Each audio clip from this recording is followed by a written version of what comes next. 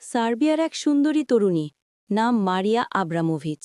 ১৯৭৪ সালে এক ভয়াবহ সত্যের মুখোমুখি দাঁড় করিয়েছিল পৃথিবীকে, একটি এক্সপেরিমেন্টের মাধ্যমে। ওই এক্সপেরিমেন্টের নাম ছিল রিদম জিরো। লোকজনে ভর্তি একটি রুমের ভেতর মারিয়া স্ট্যাচুর মতন দাঁড়িয়েছিল। সামনে টেবিলে রাখা অপ্রাসঙ্গিক, অগুরুত্বপূর্ণ, একে অপরের সঙ্গে সম্পর্কহীন ৭২টি জিনিস, লিপস্টিক, কেক, ছুরি, কাঁচি, গোলাপ, পিস্টার সহ আরও অনেক কিছু। বলা হয়েছিল রাত ৮টা থেকে ২টো পর্যন্ত ৬ ঘণ্টা মানুষ যা ইচ্ছা তাই করতে পারবে মারিয়ার সঙ্গে। অনুমতিপত্রে স্বাক্ষর ছিল মারিয়ার। প্রথম ২.৫ ঘণ্টা মারিয়াকে ফুল দিয়েছিল মানুষ, চুল আঁচড়ে দিয়েছিল, ভালোবেসেছিল। সময় যতই গড়ালো, লোকজন ততই হিংস্র হয়ে উঠল। শেষ ২ ঘণ্টায় মারিয়াকে থাপ্পড় মারা হয়, পরনের জামাকাপড় ছিঁড়ে নগ্ন করে ফেলা হয়, ছুরি দিয়ে শরীরে আঘাত করা হয়, এমনকি শেষ দিকে একজন পিস্তল নিয়ে মারিয়ার গলা চেপে ধরে ট্রিগার টানতে যাচ্ছিল প্রায়। মারিয়া কি ওদের কোনো ক্ষতি করেছিল? ওদের কারুর জায়গা জমি নিজের বলে দাবি করেছিল? ওদের কাউকে মারধর করেছিল? কারোর সাথে প্রতারণা করেছিল? সে তো কাউকে চিনতও না। কিন্তু ওরা মারিয়াকে থাপ্পড় মেরেছিল, গায়ে থুতু ছিটিয়েছিল, পরনের পোশাক ছিঁড়ে ফেলেছিল, একের পর এক আঘাতে করেছিল ক্ষত-বিক্ষত। এক্সপেরিমেন্ট শেষে মারিয়া যখন হেঁটে চলে যাচ্ছিল, তখন তাকে অপমান করা একটি লোক ও চোখের দিকে তাকাতে পারছিল না তার লজ্জায়।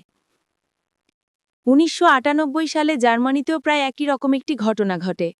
১৪ জন লোককে স্বেচ্ছায় টাকার বিনিময়ে একটি সাইকোলজিক্যাল পরীক্ষার জন্য নির্বাচন করা হয়, যার নাম ছিল দাস এক্সপেরিমেন্ট। এরপর ওই লোকগুলোকে ২ ভাগে ভাগ করা হয়। ওদের কাছে সময় ১৫ দিন। এই ১৫ দিন ওদের এক ভাগ কারাগারে কয়েদি হিসাবে অভিনয় করবে, বাকিরা থাকবে কারাগারের গার্ড। সবার অজান্তে সিসিটিভি ক্যামেরার মাধ্যমে পরিস্থিতি মনিটর করা হবে। শর্ত ছিল কোনো গার্ড কোনো কয়েদিকে শারীরিকভাবে আঘাত করতে পারবে না, অর্থাৎ কোনো রকম ভায়োলেন্স অ্যালাউড না। প্রথম সবকিছু ঠিকঠাক থাকলেও ২ দিন পার হবার আগেই গার্ডরা কয়েদিদের ওপর ক্ষমতা প্রয়োগ করা শুরু করে। শেষ দিকে তো পুরো এক্সপেরিমেন্টেরই ১২টা বেজে যায়। লক্ষ্য করুন, ওরা জালে ওরা কেউই আসল গার্ড নয়। যারা কারাগারে বন্দী তারাও সত্যিকারের কয়েদি নয়। ওদের শুধু অভিনয় করতে বলা হয়েছে কয়েকটা দিনের জন্য।